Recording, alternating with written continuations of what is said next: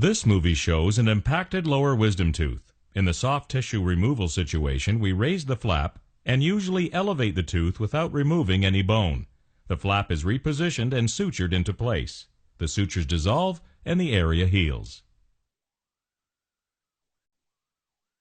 This movie shows an impacted lower wisdom tooth. In a partial bony removal situation, we first raise a flap, followed by some bone removal to gain access to the tooth. The tooth can then be removed with elevators. A bone substitute can be placed in the socket to aid in healing. The flap is repositioned and sutured into place. The sutures dissolve and the area heals.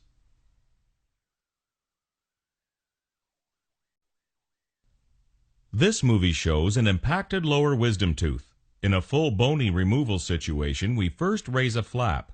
Since the tooth is completely covered with bone, significant bone is removed to gain access to the tooth.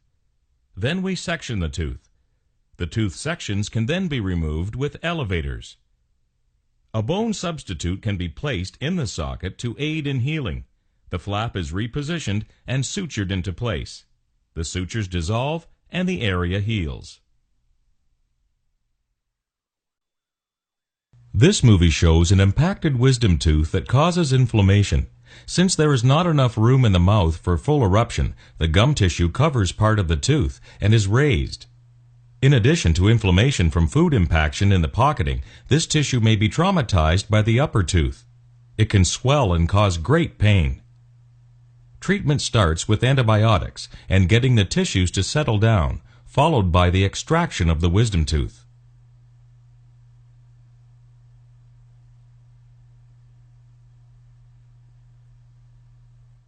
Once the tooth is gone, the gums recede back to normal. If the upper wisdom tooth does not touch a lower tooth, then it should also be removed. It will over-erupt, causing biting problems.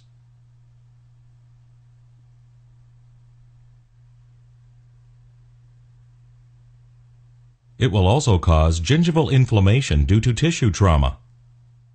Removing it at the same time prevents this complication, and the patient has only one surgical appointment.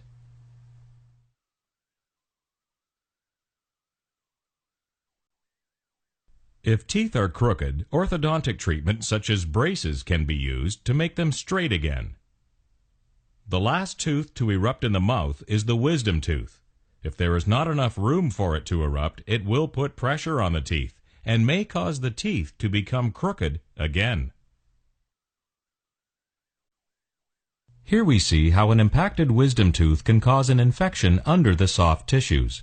The tooth may erupt in a horizontal fashion and stop as it reaches the last tooth. If the surface is broken, the bacteria can move below the tissues and cause an infection, which can result in pain and swelling. This often comes and goes until the tooth is removed. This movie shows the importance of removing wisdom teeth before they cause trouble. Sometimes, as the tooth erupts horizontally, it may be stopped by the molar ahead of it.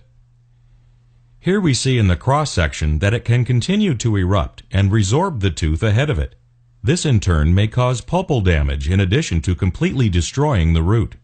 Now both the wisdom tooth as well as the tooth ahead of it will need to be removed.